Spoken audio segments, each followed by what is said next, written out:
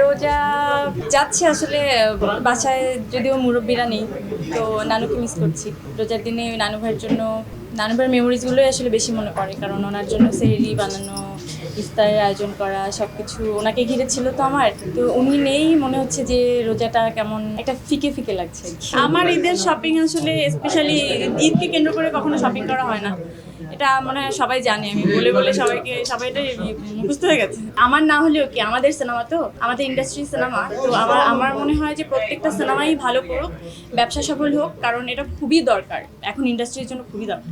আমার মনে হয় এখানে আসলে সবাই একটু এখন তো আমরা চাই এত কিছুর মধ্যে, এত ভিড়ের মধ্যে আসলে কোনটা থেকে কোনটা কিনবেন সেটা তো একটা সবকিছু যাচাই করার আসলে আমাদের টাইম থাকে না, কারণ আমরা এখন এই লাইফে অনেক বিজি। সেখানে আমি বলতে পারি এখানকার জিনিসপত্র সবই অথেন্টিক, হাতে একদম মানে ওরা হ্যান্ডমেড করে। জুতোগুলো আমার খুবই বেশি ভালো লেগেছে যখন আমি ভিডিওতে দেখলাম, ওনাদের পুরো ওয়েবসাইট ভিডিও সবকিছু যখন আমি দেখলাম, দেখার পরে মনে হলো ওয়াও, জুতোগুলোর কালেকশন আমার অনেক ভালো লেগেছে। আমার ঈদের শপিং আসলে স্পেশালি ঈদকে কেন্দ্র করে কখনো শপিং করা হয় না, এটা মনে হয় সবাই জানে। আমি বলে বলে সবাই এটা মুখস্থ হয়ে গেছে।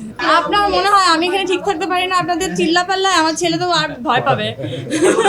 ভালো আছে আলহামদুলিল্লাহ। আপাতত আমি আসলে একটা কাজে এসে অন্য একটা কাজকে আসলে ফোকাস দিতে চাই না। আমি চাই যে প্রপারলি যে কাজটার জন্য এসেছি ওই কাজটাকেই আসলে ফোকাস হোক। আমার মনে হয় আমি প্রত্যেকটা কাজের সময় আপনাদেরকে পাই, তো এখনই ঘটা করে সবকিছু বলে দিতে হবে এমন কোনো তাড়া আমার নেই। আমার মনে হয় ইনশাআল্লাহ আপনাদের সবসময় পাবো।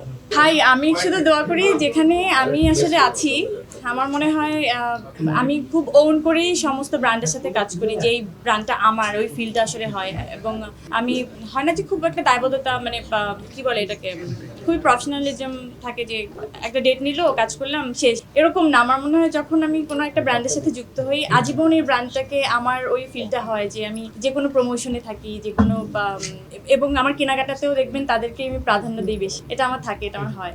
রোজা যাচ্ছে আসলে বাসায় যদিও মুরব্বীরা নেই, তো নানুকে মিস করছি। রোজার দিনে ওই নানু ভাইয়ের জন্য নানু ভাইয়ের মেমোরিজগুলোই আসলে বেশি মনে পড়ে, কারণ ওনার জন্য সেহরি বানানো, ইফতারের আয়োজন করা, সব কিছু ওনাকে ঘিরে ছিল। তো আমার তো উনি নেই, মনে হচ্ছে যে রোজাটা কেমন একটা ফিকে ফিকে লাগছে। নানু ভাই খুবই সিম্পল, মানে ওনার জন্য টেবিলে সাজাতাম, বাট উনি একটু খেজুর, একটু চিরা, এই তো ওনার খুবই সিম্পল খাওয়া দাওয়া ছিল। উনি তো আসলে ডে বাই ডে সবসময় ওনার চেঞ্জ হতো, কারণ মুরব্বী মানুষ ছিলেন। আর আমি যখন আমার প্রত্যেকটা রান্নায় উনি খুব মজা করে খেতেন। ডিপেন্ড করে, আমি দুধ কলা ভাত বেশি পছন্দ করি, তো ওটা দিয়েই চলে যায়।